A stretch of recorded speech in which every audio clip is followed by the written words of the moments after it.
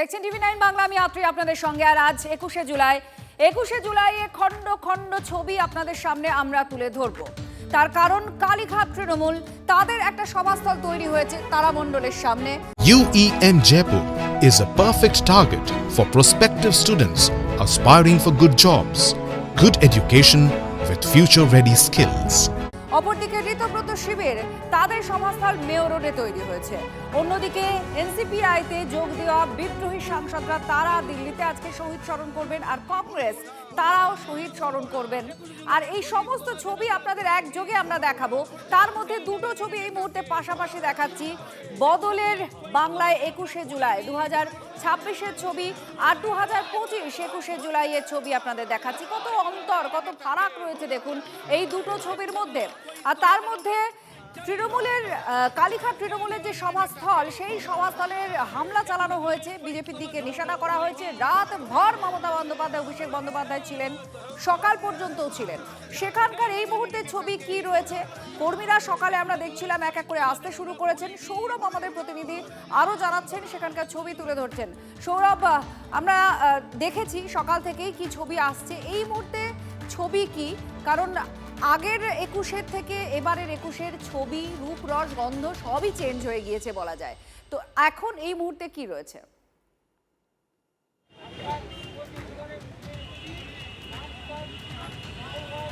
দেখো, তোমাকে অবশ্যই একটা কথা বলবো যে 21শে জুলাই বছরের পর বছর, দশকের পর দশক যে 21শে জুলাইয়ের ছবিটা আমরা দেখে এসেছি, তার সঙ্গে আজকের এবারের 21শে জুলাইয়ের ছবির কোনো মিলই নেই। তার কারণ পরিবর্তিত পরিস্থিতি এবং এই 2026-এর ভোট বিপর্যয়ের পর কার্যত বেশ কয়েকটি খণ্ডে ভাগ হয়ে গিয়েছে তৃণমূল কংগ্রেস।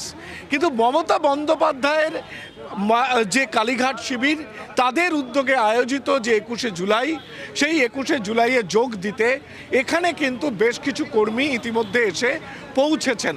আমি তোমাকে দ্রুত আগে ছবি দেখাবো, তারপর কর্মীদের সঙ্গে কথা বলবো।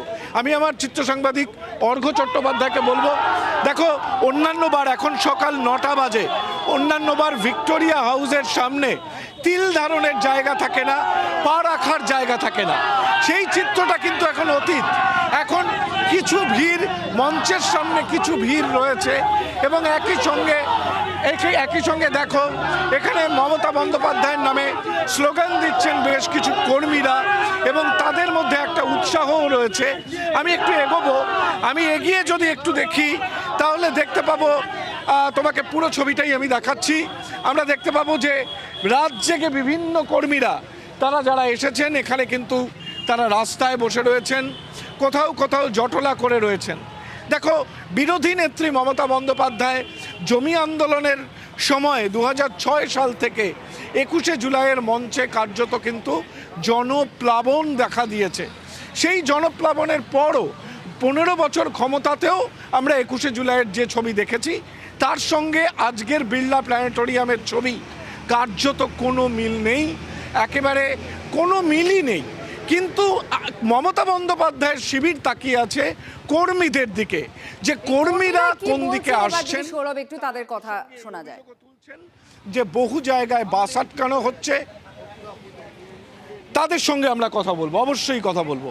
দেখো, এখানে রাত জেগে যে সমস্ত কর্মীরা এসেছেন, আমরা একটু একটু করে কথা বলবো। কোথা থেকে এসেছেন? উঠুন। কোথা থেকে এসেছেন? দক্ষিণ দিনাজপুর উদয় অঞ্চলে বাড়ি। এই 26 সালের ভোট বিপর্যয়ের পর একদিকে আমরা দেখছি ঋতব্রত তৃণমূল, তারা মেয়র রোডে, এবং এখানে কালীঘাট তৃণমূল। আপনারা কালীঘাট তৃণমূলকে বেছে নিয়েছেন। হ্যাঁ, কালীঘাট তৃণমূল, মমতা ব্যানার্জির পাশে আমরা আজ থাকবোই এবং মমতা আমরা খাটবো দলে। আমি মনে করি যে মমতা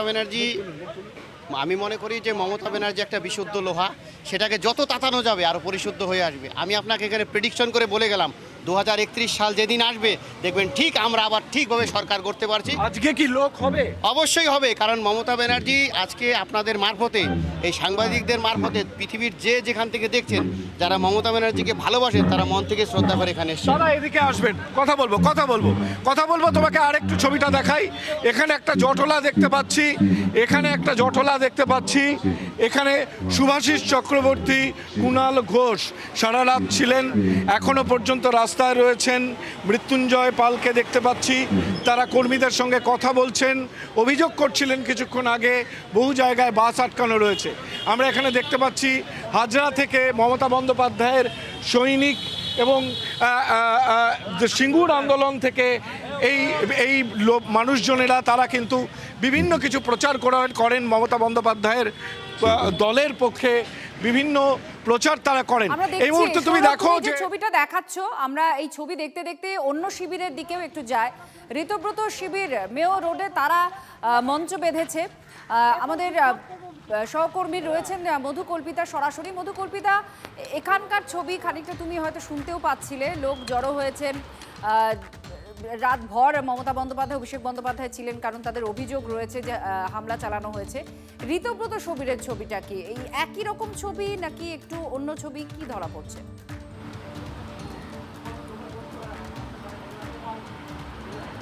দেখো, এখানে কিছুক্ষণ আগেও কিন্তু কর্মী সমর্থক যারা এসেছিলেন বিভিন্ন জায়গা থেকে তারা এখানে ছিলেন, কিন্তু এই মুহূর্তে তারা নেই।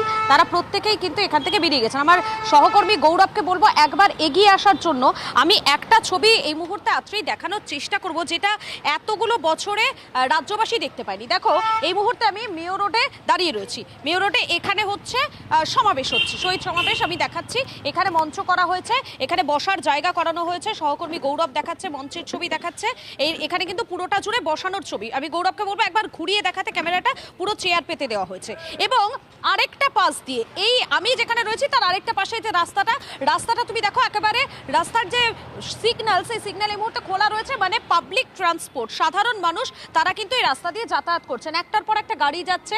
যারা প্রত্যেক দিন এই রাস্তা দিয়ে যাতায়াত করেন তারা আজও কিন্তু অন্যান্য দিনের মতো যাতায়াত করছেন। কিন্তু এই ছবিটা বিগত প্রায় 15-16 বছর ধরে আমরা এই রাজ্যে দেখিনি। আমরা দেখেছিলাম 21শে জুলাই এই সময় সকাল 9টা বাজছে, চারিদিক পুরো রাস্তা বন্ধ থাকতো, মানুষে একেবারে চারিদিক ছয়লাভ থাকতো। এবং সব থেকে বড় কথা, বিভিন্ন রাস্তা বন্ধ থাকার কারণে কিন্তু সাধারণ মানুষের অনেকটাই সমস্যা হতো।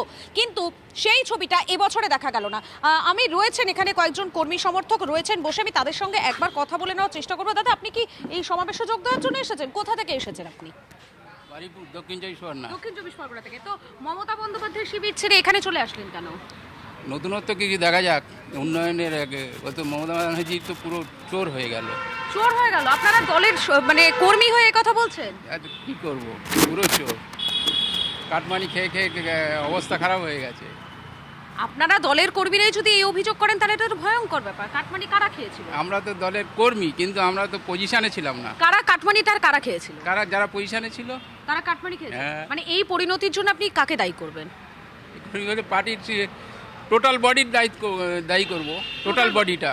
হ্যাঁ, যারা শীর্ষে ছিল তারা এই পজিশন খারাপ করেছে, তাদের জন্য এই অবস্থা। হ্যাঁ, তাহলে আজকের একটা ঘরে 20,000 নিয়ে নিচ্ছে। একটা ঘর তুলতে, মানে ঘর বানাতে, বাড়ি বানানোর জন্য? হ্যাঁ, যে বাড়ি বানানোর যে দিচ্ছে গভর্নমেন্ট, তাকে 20,000 টাকা নিয়ে কারা নিচ্ছে। নিত এই টাকাটা? এটা নিজ বিভিন্ন যারা পঞ্চায়েতের ডিপার্টমেন্ট আছে তারা নিত। এবারে কি ভাবছেন, এটার পরিবর্তন হবে? সেটা তো দেখতে হবে, সময় আসলে বোঝা সময় যাবে। আসলে। আরো অনেকেই রয়েছেন এখানে পেছনে। মধুকল্পিতা, তুমি আমাদের সঙ্গে থাকো, আমরা একটু মহুয়া মৈত্রের বক্তব্য শোনাবো। সকালবেলায় যখন এই ছবি আমরা তুলে ধরছিলাম তখন মহুয়া মৈত্র ছিলেন, তার অনেক অভিযোগ রয়েছে। কি বক্তব্য ছিল শোনাবো।